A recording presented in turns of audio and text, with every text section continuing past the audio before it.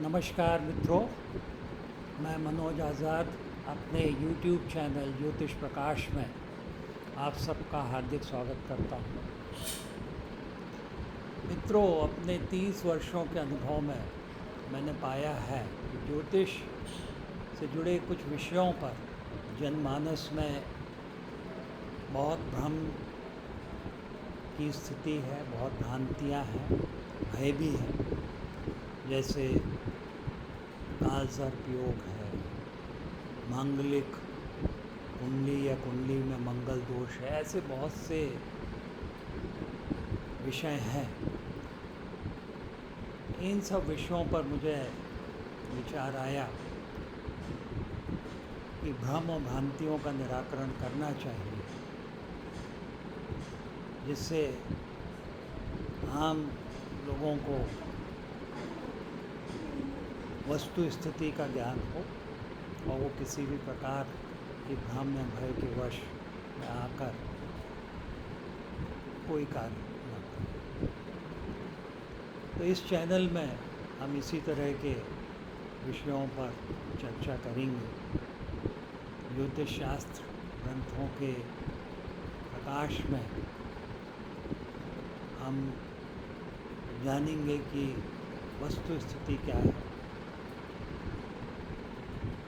और किसी निष्कर्ष पर पहुंचने का प्रयास करेंगे। आज के लिए जो विषय चुना है वो है कुंडली में मंगल दोष, या जिसे मांगलिक कुंडली भी कहते हैं।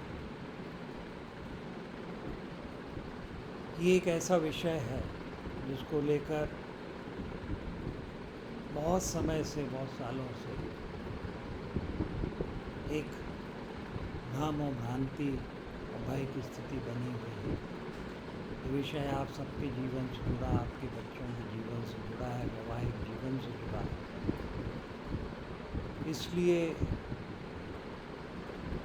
इसके संबंध में थोड़ा सा भय होना बहुत स्वाभाविक हो जाता है, विशेष तौर पर जब इसके बारे में हमें विभिन्न प्रकार के मत मिलते हैं, राय मिलती हैं, जो आपस में जिनमें विरोधाभास भी होता है और कुछ अनस्क्रूपुलस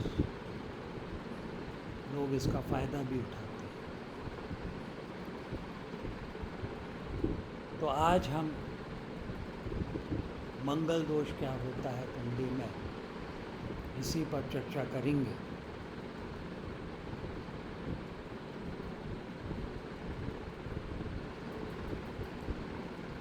तो चर्चा को आगे बढ़ाते हुए मैं सबसे पहले आपको दिखाना चाहूँगा कि शास्त्रों में इस बारे में क्या कहा गया है। ये भी आपको बताना चाहूँगा कि मंगल दोष या मांगलिक कुंडली को लेकर उत्तर भारत और दक्षिण भारत की मान्यताओं में थोड़ी सी भिन्नता है। हम आगे उस भिन्नता की भी चर्चा करेंगे और उसमें एक समन्वय स्थापित करने का प्रयास करेंगे। तो चलिए शुरू करते हैं कि मंगल दोष कहते किसे।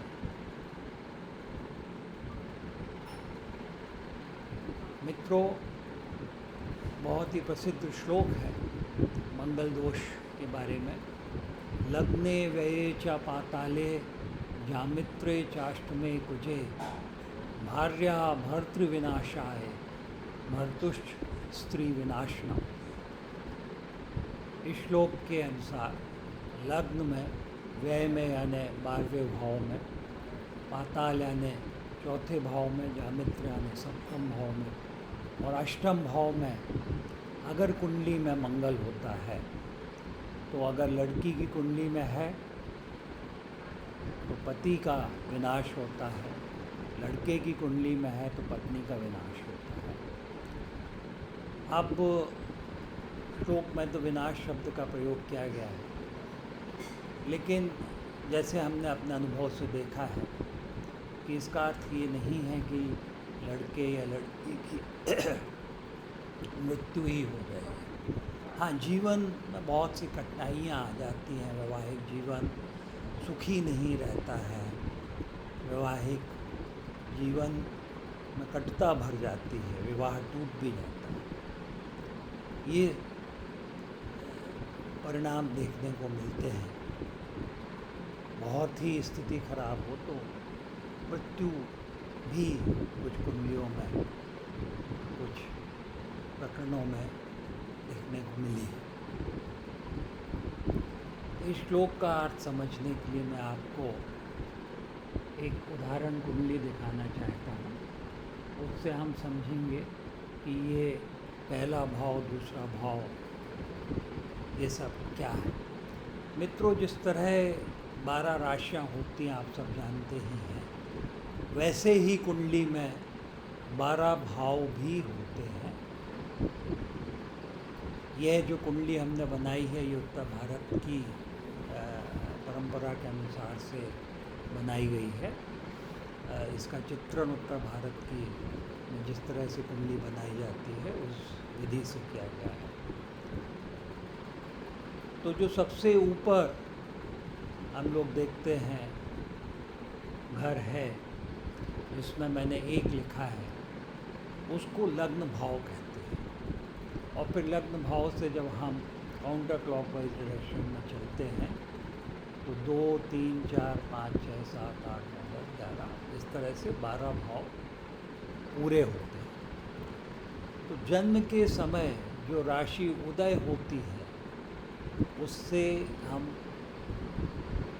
लग्न भाव में रखते हैं और उस राशि का हम संख्या लिख देते हैं। इस उदाहरण कुंडली में जैसे 1 लिखा है तो 1 का अर्थ है कि ये मेष लग्न की है। दूसरा भाव को हम धन भाव कहते हैं, कुटुंब भाव कहते हैं। तीसरा भाव है सहज भाव है। चौथा भाव सुख भाव के नाम से जाना जाता है। 5वें भाव का प्रचलित नाम संतान भाव है।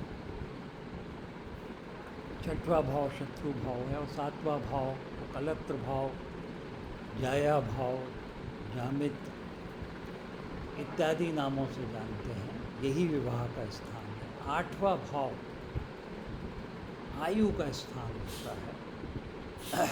9वां भाव धर्म का स्थान है। 10वें भाव को कर्म स्थान कहते हैं। 11वें भाव को आय का भाव कहते हैं और 12वां भाव जो है उसको व्यय का भाव कहते हैं। तो यहाँ पर आप देख रहे हैं कि मंगल जब लग्न में होता है, चौथे या सुख भाव में होता है, सप्तम या कलत्र भाव में होता है, अष्टम या आयु के स्थान पर होता है और 12वें या व्यय स्थान पर होता है, तो कुंडली को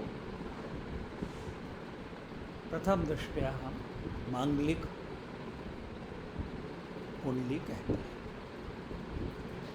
दक्षिण भारत में ये मान्यता थोड़ी सी भिन्न है, वह भी मैं आपको दिखाना चाहूँगा।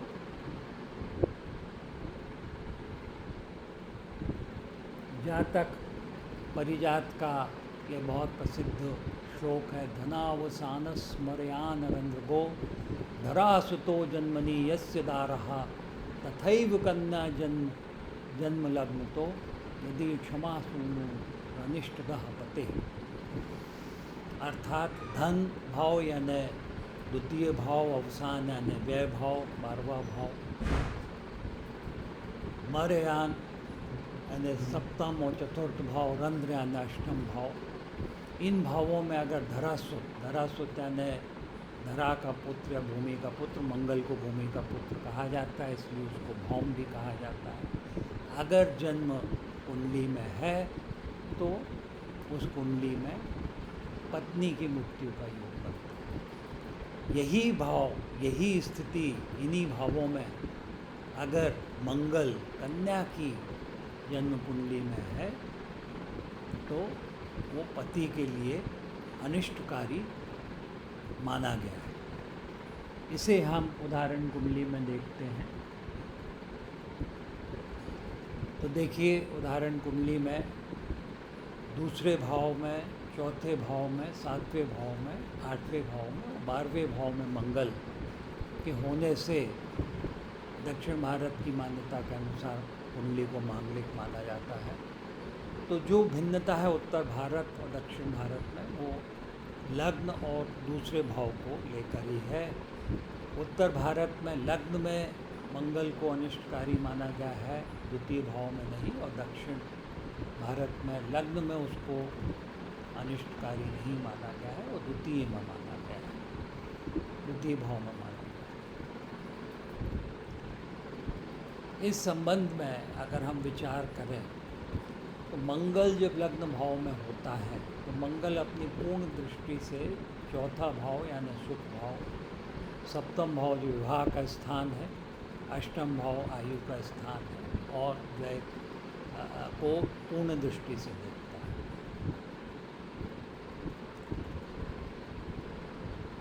तो जब मंगल की दृष्टि सुख पर के स्थान पर है, शांति के स्थान पर है, स्वयं विवाह के स्थान पर है या आयु के स्थान पर है, निश्चित रूप से वो अनिष्टकारी, अशुभ। जो अष्टम भाव है वो सप्तम से द्वितीय स्थान पर होने से सप्तम के लिए मारक भाव है, यानी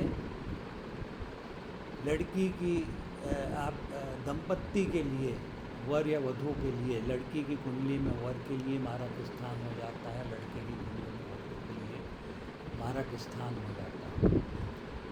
तो जो सप्तम भाव का मंगल है, अष्टम भाव का मंगल है, उसको विशेष रूप से अशुभ मानते हैं। द्वितीय स्थान कुटुंब का स्थान है, वाणी का स्थान है, यहाँ पर मंगल की स्थिति से धन का भाव का हानि है, कुटुंब में कलह हो सकती है, वाणी कटु होती है। लेकिन इससे महत्वपूर्ण है कि द्वितीय भाव सप्तम से अष्टम होने के कारण ये दंपत्ति के लिए का आयु स्थान है, और उस स्थान पर होने से लड़की की कुंडली में होने से पति की कुंडली में होने से पत्नी हत्या योग बनता है। इसलिए मेरे विचार से हमें लग्न, धन भाव, सुख भाव, जया भाव, आयु और व्यय, इन सभी स्थानों पर मंगल का विचार करना चाहिए। ऐसा भी मत है विद्वानों का अभी कि ये जो भाव हमने लग्न से देखे हैं, वैसे चंद्रमा से भी इन स्थानों को देखना चाहिए, और शुक्र से भी इन स्थानों पर मंगल को देखना चाहिए। तो इस प्रकार से जब हम लग्न से ही देखते हैं तो आप देखिए कि 6 राशियाँ, यानी कि 50% तो कुंडलियों में 50% स्थान उसमें आ गए, तो 50% कुंडलियाँ तो मांगलिक होंगी। और जब चंद्रमा से भी हम विचार करेंगे और शुक्र से भी विचार करेंगे तो ये प्रतिशत बहुत बढ़ जाता है, और अधिसंख्यक मेजॉरिटी की आप समझ सकते हैं ना मांगलिक दोष पाया जाएगा। लेकिन ऐसा नहीं होता है, क्योंकि जिस तरह कुंडली में योग होते हैं तो योग भंग भी होता है। चाहे राजयोग हो कुंडली में तो राजयोग भंग होता है, अरिष्ट योग होते हैं वो भी भंग होते हैं। इसी प्रकार मंगल का भी दोष है तो उस दोष का भी परिहार होता है। वो किस तरह से होता है, क्या वो नियम है, ये हम वीडियो के दूसरे हिस्से में देखेंगे। अभी जो मैं बना रहा हूँ पहले हिस्से में, वीडियो के पहले हिस्से में हम समझेंगे कि मंगल दोष क्या होता है, दूसरे हिस्से में हम समझेंगे कि वो नियम और अपवाद क्या है जिनसे मंगल दोष का परिहार होता है, मंगल दोष बंद होता है। और तीसरे हिस्से में हम व्यवहारिक पक्ष पे आएंगे। पहले 2 हिस्सों में तो हमने मांगलिक कुंडली के सैद्धांतिक पक्ष को समझा है, और तीसरे में हम व्यवहारिक पक्ष को समझेंगे, जहाँ हम कुछ रियल लाइफ के हॉरोस्कोप्स लेंगे, कुंडलियाँ लेंगे जिनमें मंगल दोष है, और उनका हम अध्ययन करेंगे ये देखने के लिए।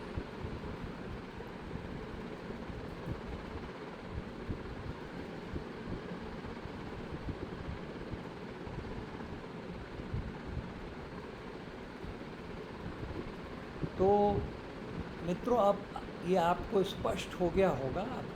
अभी भी आप कुंडली देखेंगे तो आप स्वयं भी देख के निर्णय कर सकते हैं कि प्रारंभिक तौर पर कुंडली मांगलिक है या नहीं है। तो आज हम इतनी ही चर्चा करेंगे।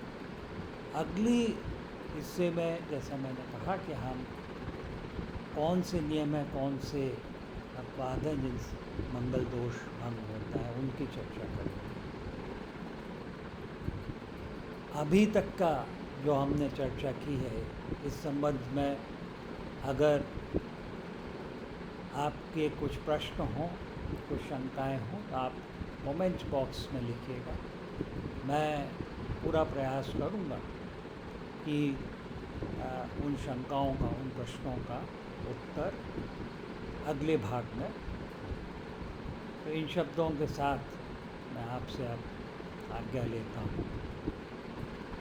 भवतु सर्वमंगलम, सबका मंगल।